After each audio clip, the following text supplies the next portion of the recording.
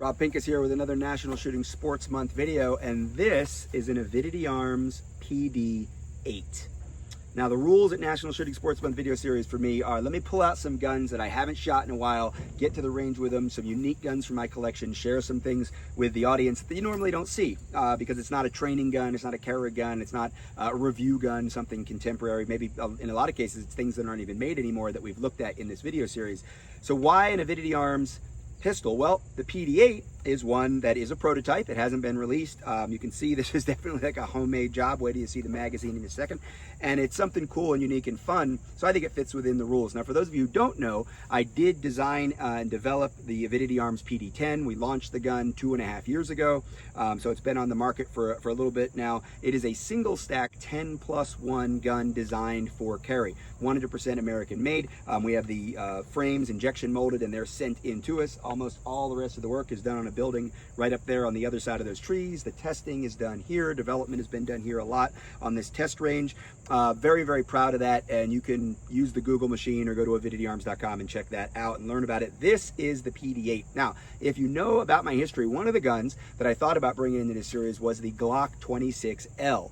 The original Glock 26L was just me and a Dremel taking a Glock, actually a Glock 23 that had been converted to 9mm down to take Glock 26 magazines, because obviously this gun would be easier to conceal than one that has a full-size grip. Now I'm wearing one that has a full-length grip right here in a G-code holster, and I could pull that out. We'll put that down over here, and I could then put this right back in that holster. So the cool thing, one of the cool things about the PD8 is it takes all the same parts up on the slide. So it's just an interchangeable slide, and that's the PD10, and maybe I'd do it better this way. That's the PD8. And whenever you chop a grip to take small magazines, of course, you have to leave a little bit of a standoff there. That standoff is there, of course, to make sure that the magazine does not become part of my grip, right? So if I'm here, you can see that now when I grip the gun, if I were to grip the gun, let's be left-handed for a second, you can see that my hand is not going to impinge on that magazine. Now this is rough, and again, this was the prototype.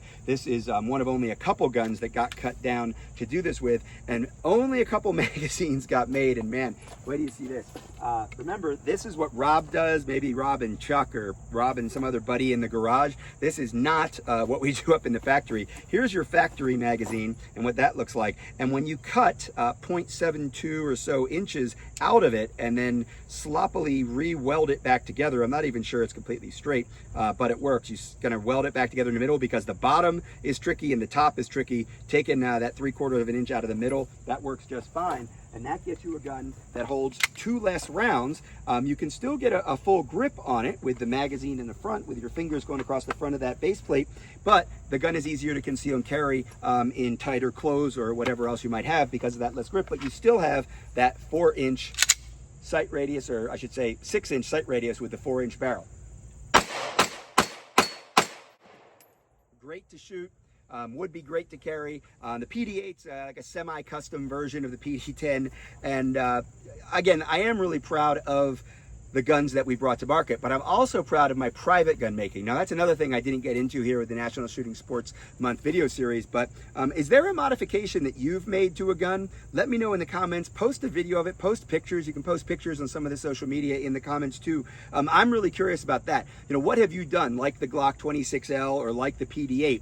Have you ever modified a gun in a significant way with a Dremel or something else, not just stippling, not just Cerakoting, but really custom built a gun? Or are you into private gun making like I am, and you 3D print parts or frames, complete firearms? Maybe you have you've done some polymer 80s back in the day, or an 80% arms build. I think there's something really cool about the entrepreneurial spirit and the do-it-yourself spirit and the can-do, I'm allowed to mess with my own property spirit that rides really hard here in America.